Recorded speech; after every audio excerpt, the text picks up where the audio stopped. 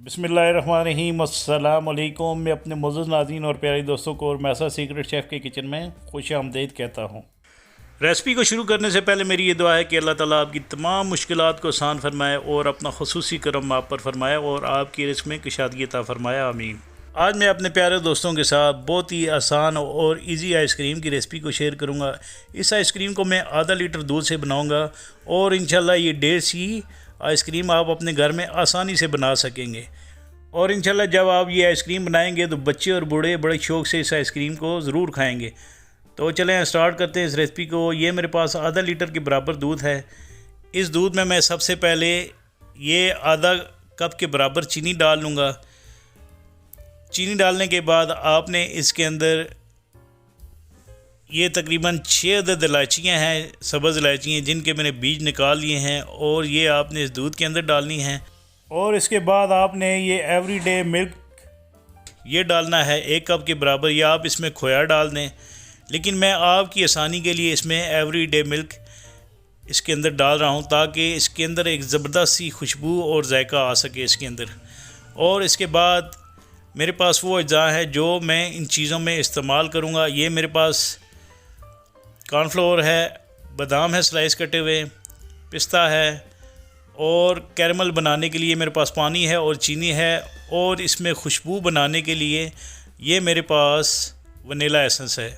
इन चीज़ों का इस्तेमाल करके मैं इंशाल्लाह आपके लिए ज़बरदस्त सी आइसक्रीम बनाऊँगा जो इंशाल्लाह आपको बहुत ही पसंद आएगी। तो चलें, सबसे पहले हमने इसके बाद आपने एक बाउल ले लेना है और इसमें 1/4 कप के बराबर कॉर्नफ्लोर डालकर 1/4 कप के बराबर पानी डाल लेना है।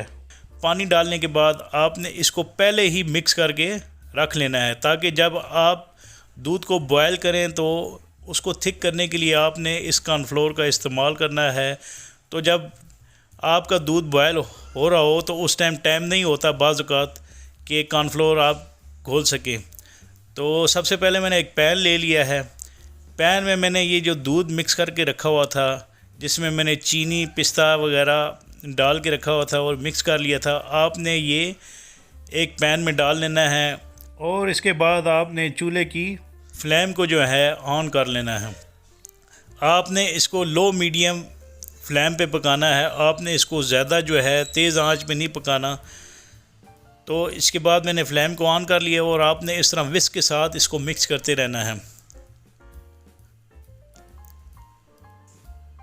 और जब तक इसको बॉयल नहीं आता आपने, यानी इस दूध को बॉयल नहीं आता, आपने इसको मिक्स करना है।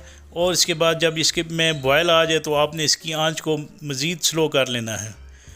स्लो करने के बाद आपने इस दूध को इसी तरह पकाते रहना है। और इसके बाद आपने इसके अंदर जो है कॉर्नफ्लोर जो हमने घोल कर रखा हुआ था वो आपने इसके अंदर थोड़ा थोड़ा करके डालना है ताकि थिक हो जाए।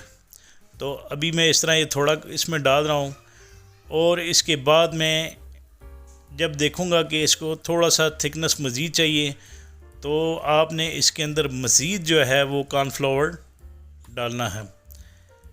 ये आपने आहिस्ता आहिस्ता करके इसको इसी तरह कॉर्नफ्लोर डालते रहना है और इसको आपने इसी तरह मिक्स करते रहना है।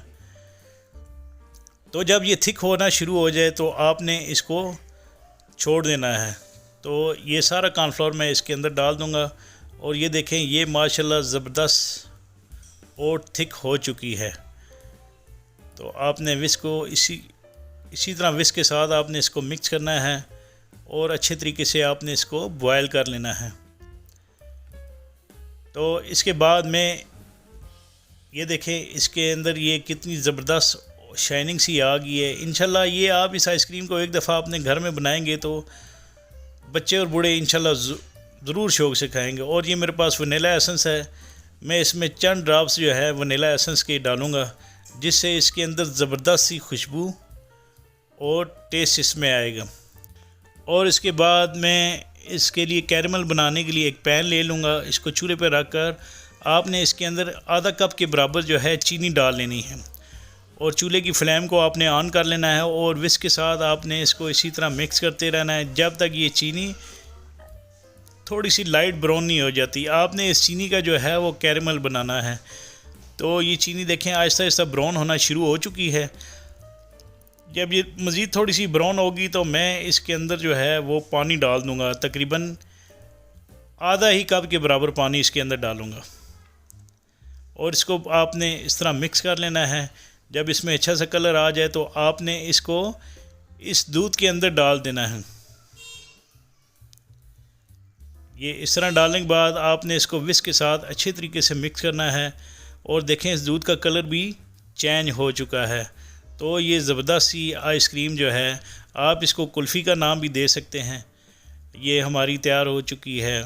अगर आप इसमें खोया डालेंगे और आप इसको इस तरह पकाएंगे तो आप इसको सांचे में डाल लें और ज़बरदस्त सी आप खोए वाली कुल्फ़ी भी बना सकते हैं। इसके बाद मैं इसके अंदर ये पिस्ते हैं मेरे पास क्रश किए हुए, ये थोड़े से डालूँगा और ये बादाम स्लाइस कटे हुए ये थोड़े से डाल दूँगा। तो जब ये ठंडी हो जाए तो आपने इसको एक इस तरह वो ग्राइंडर मशीन में डालकर इसको ग्राइंड कर लेना है ताकि ये बिल्कुल स्मूथ पेस्ट की तरह बन जाए। तो आपने इसको इस तरह ग्राइंड करना है। ग्राइंड करने के बाद ये देखें ये ज़बरदस्त सी और मज़ेदार जो आइसक्रीम है वो तैयार हो चुकी है। इसके बाद मैं इसको एक प्लास्टिक के डब्बे में डाल लूँगा और डब्बे में डालने के बाद आपने इसके ऊपर जो मेरे पास बचे हुए बादाम थे वो डाल देने स्लाइस कटे हुए और ये पिस्ते भी आपने क्रश किए वो डाल देने हैं। इसके बाद आपने इसके ऊपर ढक्कन चढ़ा लेना है। इस तरह ढक्कन चढ़ाने के बाद आपने इसको 2 से 3 घंटे के लिए फ्रिज में रखना है और 2 से 3 घंटे के बाद आपने इस तरह निकालना है और ये ज़बरदस्त सी आइसक्रीम जो है वो जो मैंने बच्चों के लिए बनाई है तैयार हो चुकी है।